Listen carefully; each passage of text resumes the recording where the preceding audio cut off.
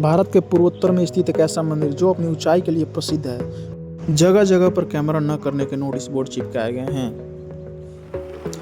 हम निकल चुके हैं उस सफ़र के लिए और हमारा स्पीड बहुत ही ज़्यादा है, फिर भी हम पूरे सेफ्टी के साथ निकले हैं। मौसम बड़ा ही सुहावना है। फाइनली हम पहुंच चुके हैं वहां पे जहां पे मंदिर की सुंदरता देखते ही बनती है। मंदिर के शिल्पकारों ने अपने कला का नमूना गेट पर से ही प्रस्तुत करना प्रारंभ कर दिया है। यहाँ पर गेट पर कुरुक्षेत्र की एक छोटी सी चित्राकृति बनाई गई है जहाँ पर भगवान श्री कृष्ण बैठे हुए हैं। अब हम गेट के थ्रू धीरे धीरे मंदिर के अंदर एंट्री कर रहे हैं। यहाँ पर मंदिर में जाने के लिए अलग अलग रास्ते बने हुए हैं। व्यू बहुत ही अच्छा है और मंदिर दूर से ही बहुत ही विशाल दिख रहा है। देखिए, जगह जगह कैमरे न करने की मनाही की गई है, फिर भी हम किसी तरह छिपा कर कैमरा कर रहे हैं। जैसे जैसे हम मंदिर के करीब आ रहे हैं, हमारा कद उससे छोटा होता जा रहा है। मंदिर में हम लेफ्ट साइड से एंट्री करने के लिए कहा जा रहा है। बगल में ही श्री गणेश जी का मंदिर है, लेफ्ट साइड में हनुमान जी का मंदिर है। अब लेफ्ट साइड से हम एंट्री करते हुए धीरे धीरे आगे बढ़ रहे हैं। नोटिस बोर्ड पे लिखा गया कि पहले हनुमान जी का दर्शन करें और जब बाद में आप एग्जिट करेंगे तो वहाँ पे बगल में राइट साइड में लगे हुए गणेश जी का दर्शन करेंगे। मंदिर इतना बड़ा है कि इसमें एक ग्राउंड फ्लोर पे अंडरग्राउंड एक तले की भी बिल्डिंग बनाई गई है, जिसमें देवी माँ की पूजा में लीन रहे एक साधु की मूर्ति बनाई गई है जो बहुत पहले इनकी पूजा कर रहे थे। इसमें नोटिस पे लिखा गया है कि इनकी परिक्रमा लेफ्ट साइड से करें और फिर हमने इनकी परिक्रमा लेफ्ट साइड करके एग्जिट कर लिया। अब हम निकल चुके हैं फर्स्ट फ्लोर के लिए, जहाँ पे हमको देवी माँ की मूर्ति देखने को मिलेगी और हम प्रसाद लेकर ऊपर की तरफ बढ़ रहे हैं धीरे धीरे। रास्ते के दोनों साइड भारतीय हिंदू देवी देवताओं की अनेकों मूर्तियां बनाई गई हैं। ये बाबा विश्वकर्मा की मूर्ति है जिनके दोनों साइड में भी दो देवता खड़े हैं। अब हम सीढ़ियों की मदद से ऊपर धीरे धीरे जा रहे हैं। यहाँ पर देख सकते हैं कि अच्छी खासी भीड़ लगी हुई है। अभी चूंकि आज मौसम थोड़ा सा अच्छा नहीं है, इसलिए भीड़ थोड़ी ज़्यादा नहीं है।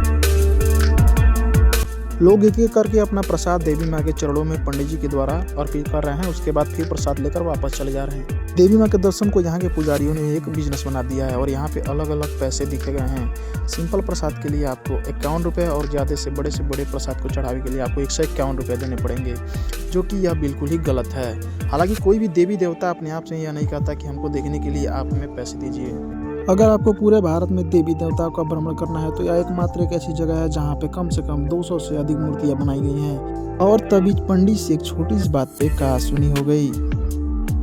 हमारे पास 2 नारियल थे, जबकि उनका कहना यह था कि एक नारियल के कम से कम 51 रुपये तो आपको देने ही पड़ेंगे। थोड़ी सी रिक्वेस्ट करने के बाद आखिरकार पंडित जी मान ही गए। चूँकि ऐसा करना नहीं चाहिए, लेकिन वो 2 पॉलीथीन देकर 102 रुपये की डिमांड करने लगे थे।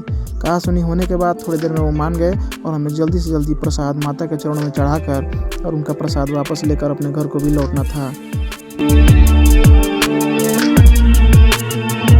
यह माता अनसुईया की प्राचीन मूर्ति है, जहाँ पर भक्त दर्शन के लिए आते हैं और अपनी मनोकामना पूर्ण कराने के लिए इनसे प्रार्थना करते हैं।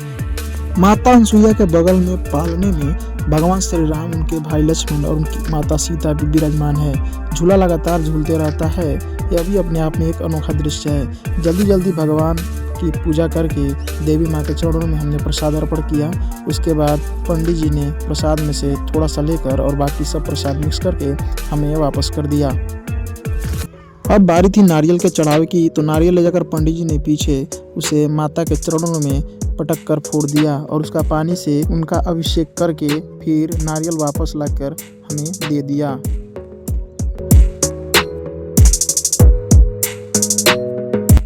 इस बंद मंदिर में बड़े बड़े इस तरह के जगह छोड़ी गई है, जिसमें लोहे के सरिये लगे हैं ताकि हवा अंदर आती रहे। यहाँ पर पूरे भारत में हिंदू देवी देवताओं की अनेकों मूर्तियाँ बनाई गई हैं, जिसे देखकर बड़ा ही अच्छा लग रहा था।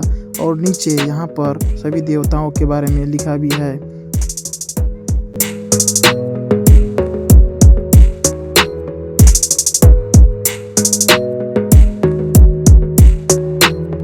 फर्स्ट फ्लोर पे घूमने के बाद हम चल चुके हैं सेकेंड फ्लोर की तरफ। सीढ़ियों पे धीरे धीरे चलते हुए हम यहाँ पर आखिरकार पहुँच ही गए। यहाँ पर भी काफ़ी देवताओं की मूर्ति है, जहाँ पे गुरु गोरक्षनाथ, जो कि गोरखपुर में इनकी एक भव्य विशाल मंदिर है वहाँ पे, और आदि गुरु शंकराचार्य, भगवान शंकर और अनेकों देवी देवताओं की मूर्तियाँ बनी हुई हैं। चारों तरफ एक घूमने के लिए जगह बनाई गई है, जहाँ पर भारत के उन प्राचीन देवी देवताओं, पुरुषों, भक्तों और कवियों की मूर्तियाँ भी बनाई गई हैं।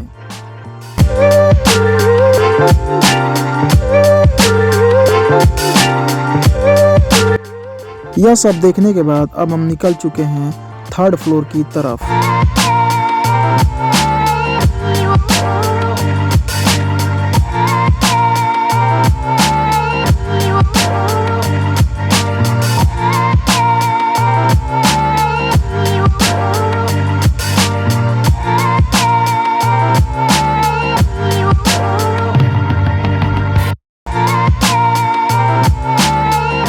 यहाँ पर एक नोटिस छिपाई है कि वीडियोग्राफी और फोटो लेना मना है।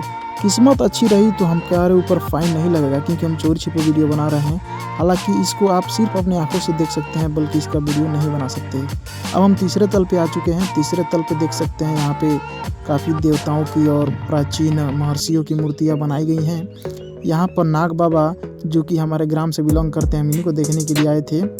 और अनेकों प्राचीन महर्षि और राजाओं की मूर्तियाँ बनाई गई हैं, उपासकों की मूर्तियाँ बनाई गई हैं, जो कि देखने में बड़ा ही मनोरम लगता है।